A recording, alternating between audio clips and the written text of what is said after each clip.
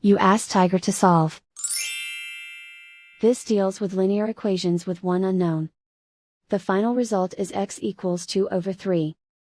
Let's solve it step by step. Simplify the expression. Simplify the arithmetic. Group like terms. Simplify the arithmetic. Group all x terms on the left side of the equation. Subtract 8x from both sides.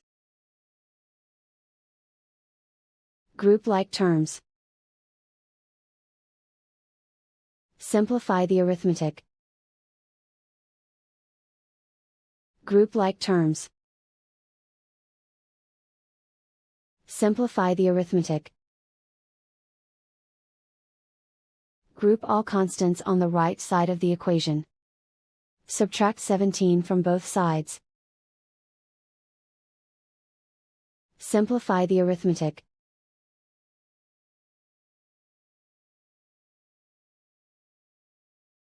Isolate the x. Divide both sides by -6. Cancel out the negatives. Simplify the fraction. Cancel out the negatives. Find the greatest common factor of the numerator and denominator.